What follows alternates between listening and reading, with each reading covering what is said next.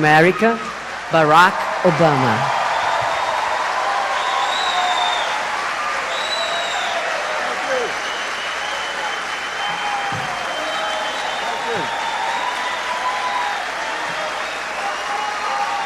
Thank you. Obrigado. Thank you. Thank you. Thank you. Please have a seat. Hello, Rio de Janeiro.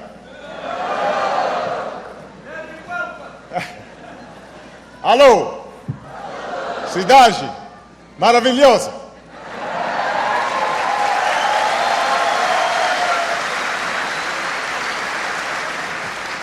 Boa tarde, todo o povo brasileiro.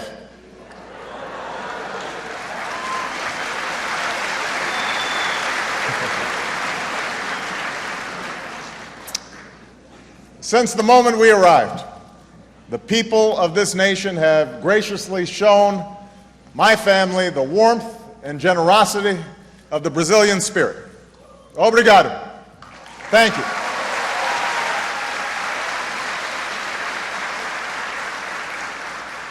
And I want to give a special thanks for you, to all of you for being here, because I've been told that there's a Basco football game coming, Botafogo.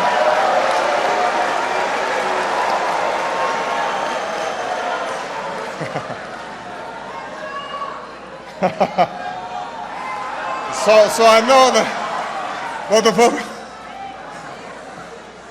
I realize Brazilians don't give up their soccer very easily. Now, one of my earliest impressions of Brazil was a movie I saw with my mother as a very young child, a movie called Black Orpheus. And it was set in the favelas of Rio during Carnival. And my mother loved that movie, with its singing and dancing against the backdrop of the beautiful green hills. And it first premiered as a play right here in Teatro Municipal. That's my understanding. And my mother is gone now, but she would have never imagined that her son's first trip to Brazil would be as President of the United States. She would have never imagined that.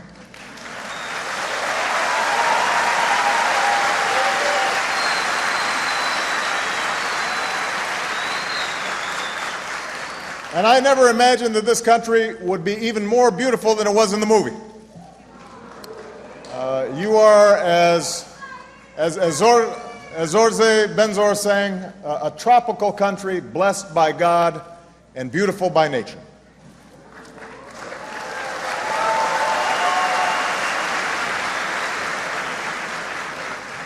I've seen that beauty in the cascading hillsides, in your endless miles of sand and ocean, and in the vibrant, diverse gatherings of Brasileiros who have come here today.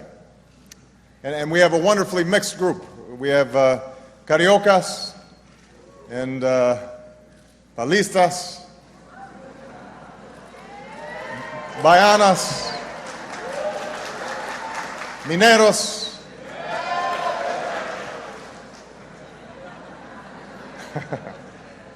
we've got men and women from the cities to the interior, and so many young people here who are the great future of this great nation. You know, yesterday I met with your wonderful new president, Dilma Rousseff, and talked about how we can strengthen the partnership between our governments. But today I want to speak directly to the Brazilian people about how we can strengthen the friendship between our nations.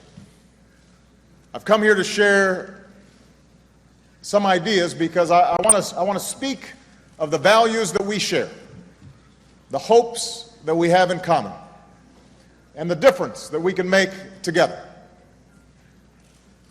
When you think about it, the journeys of the United States of America and Brazil began in similar ways. Our lands are rich with God's creation, home to ancient and indigenous peoples. From overseas, the Americas were discovered by men who sought a new world, and settled by pioneers who pushed westward across vast areas. We became colonies, claimed by distant crowns, but soon declared our independence.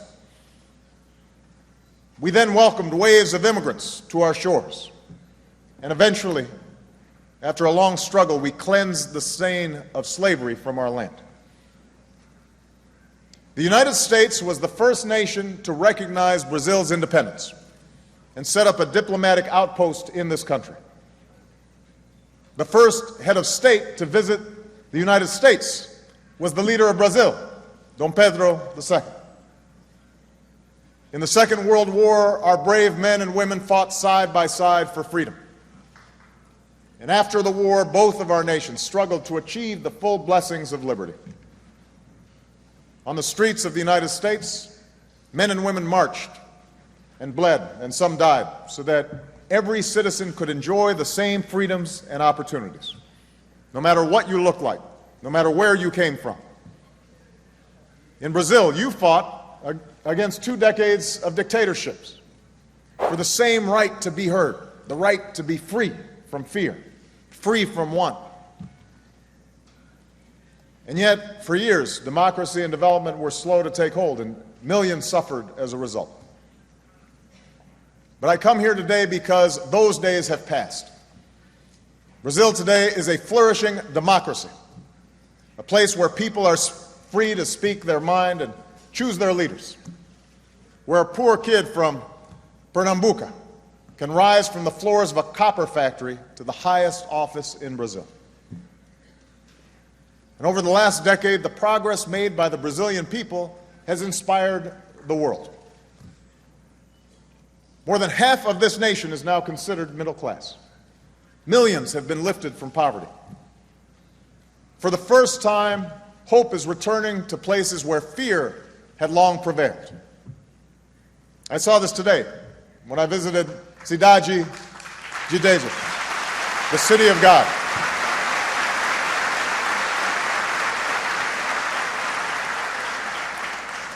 It isn't just the new security efforts and social programs, and I want to congratulate the mayor and the governor for the excellent work that they're doing. But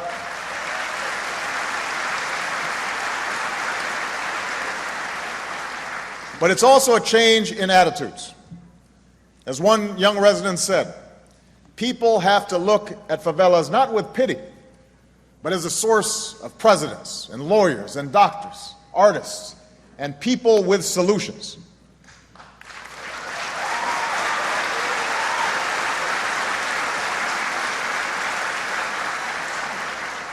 With each passing day, Brazil is a country with more solutions. In the global community, you've gone from relying on the help of other nations to now helping fight poverty and disease wherever they exist. You play an important role in the global institutions that protect our common security and promote our common prosperity. And you will welcome the world to your shores when the World Cup and the Olympic Games come to Rio de Janeiro.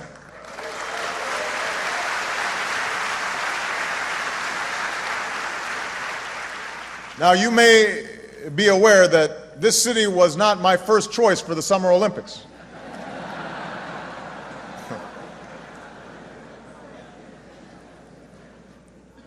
But if the games could not be held in Chicago, then there's no place I'd rather see them than right here in Rio. And I intend to come back in 2016 to watch what happens.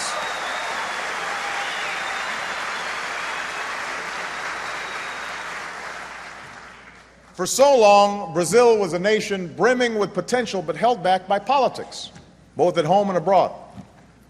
For so long, you were called a country of the future, told to wait for a better day that was always just around the corner. Meus amigos, that day has finally come. And this is a country of the future no more. The people of Brazil should know that the future has arrived. It is here now. And it's time to seize it.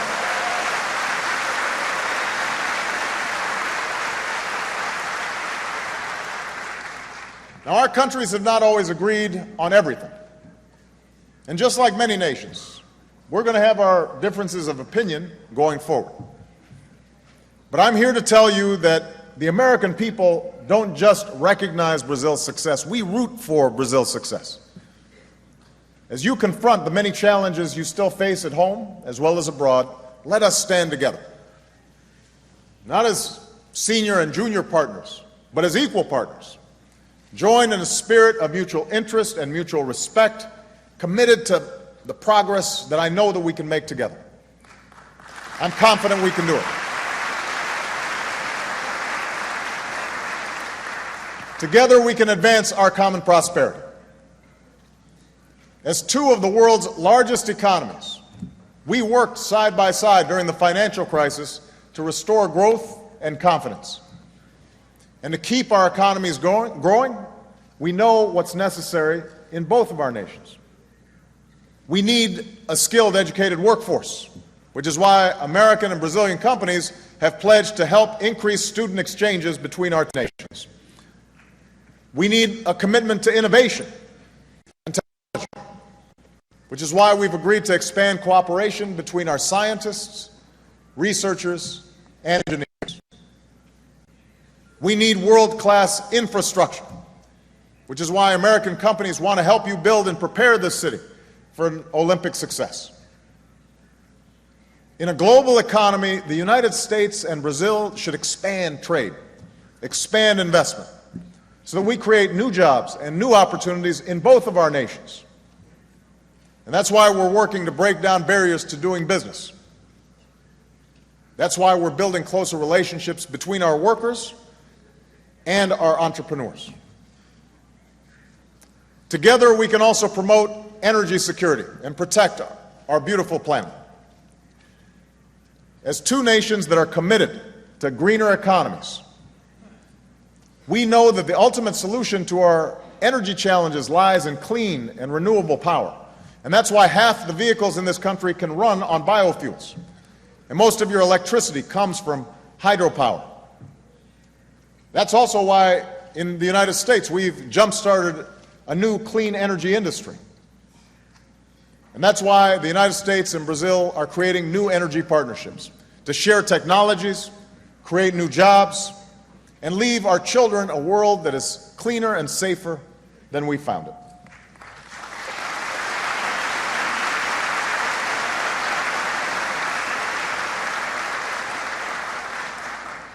Together, our two nations can also help defend our citizens' security.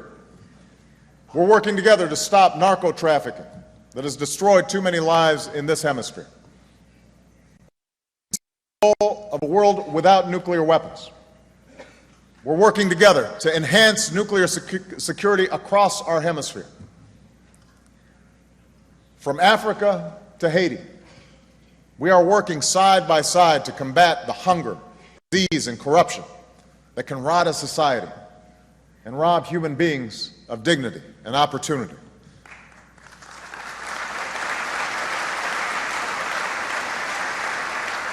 And as two countries that have been greatly enriched by our African heritage, it's absolutely vital that we are working with the continent of Africa to help lift it up. That is something that we should be committed to doing together.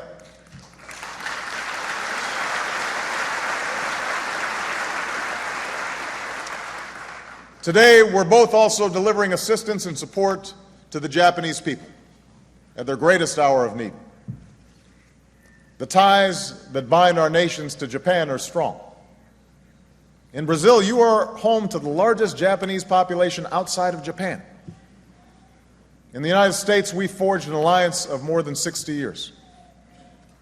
The people of Japan are some of our closest friends, and we will pray with them and stand with them and rebuild with them until this crisis has passed.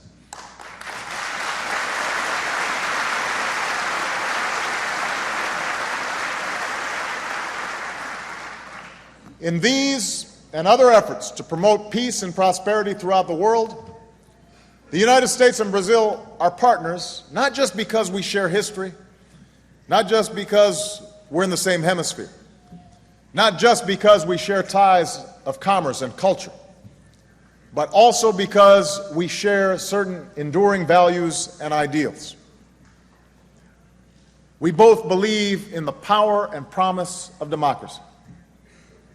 We believe that no other form of government is more effective at promoting growth and prosperity that reaches every human being, not just some, but all. And those who argue otherwise, those who argue that democracy stands in the way of economic progress, they must contend with the example of Brazil. The millions in this country who have climbed from poverty into the middle class, they did not do so in a closed economy controlled by the state. You're prospering as a free people with open markets and a government that answers to its citizens. You're proving that the goal of social justice and social inclusion can be best achieved through freedom, that democracy is the greatest partner of human progress.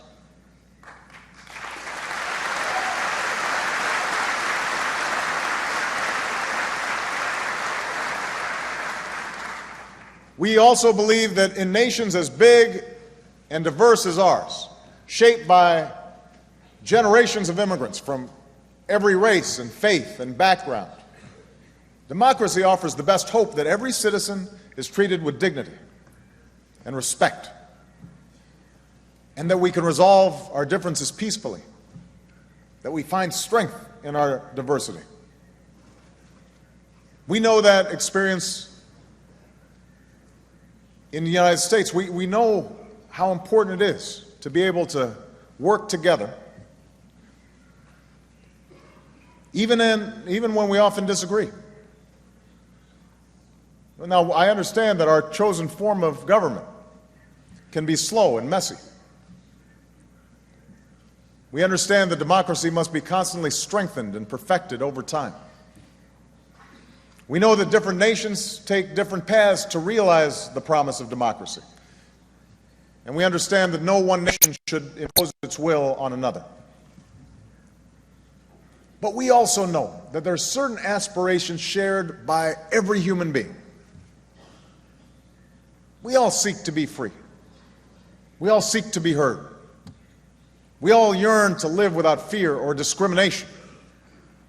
We all yearn to choose how we are governed.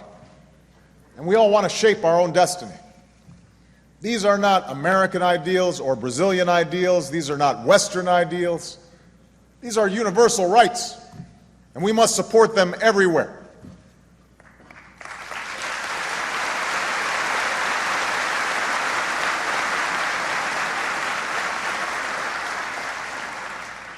Today, we are seeing the struggle for these rights unfold across the Middle East and North Africa.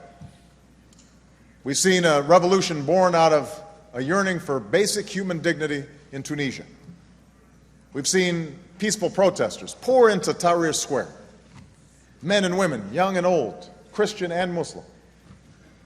We've seen the people of Libya take a courageous stand against a regime determined to brutalize its own citizens.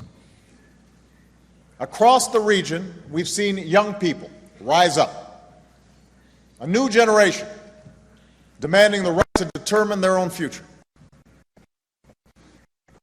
From the beginning, they seek must be driven by their own people. But for our two nations, for the United States and Brazil, two nations who have struggled over many generations to perfect our own democracies, the United States and Brazil know that the future of the Arab world will be determined by its people. No one can say for certain how this change will end. But I do know that change is not something that we should fear. When young people insist that the currents of history are on the move, the burdens of the past can be washed away. When men and women peacefully claim their human rights, our own common humanity is enhanced. Wherever the light of freedom is lit, the world becomes a brighter place. That is the example of Brazil. That is the example of Brazil. Brazil, a country that shows that a dictatorship can become a thriving democracy. Brazil, a country that shows democracy delivers both freedom and opportunity to its people. Brazil, a country that shows how a call for change that starts in the streets can transform a city, transform a country, transform. Decades ago, it was directly outside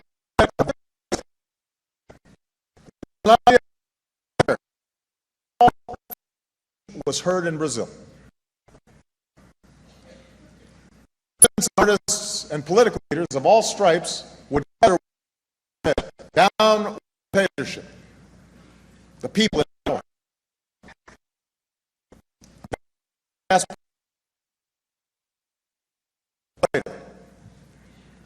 But one of the young Brazilians in that generation's movement would go on to forever change the history of this country.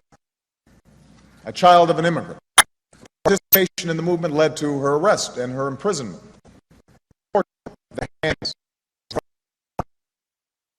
And so she knows what it's like to live without the most basic human rights that so many are fighting for today. She also knows to persevere. She knows what it is to overcome, because today that woman is your nation's president, Dilma Rousseff.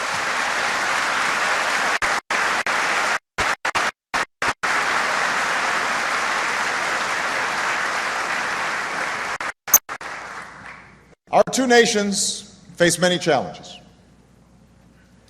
On the road ahead, we will certainly encounter many obstacles. But in the end, it is our history that gives us hope for a better tomorrow. It is the knowledge that the men and women who came before us have triumphed over greater trials than these. That we live in places where ordinary people have done extraordinary things.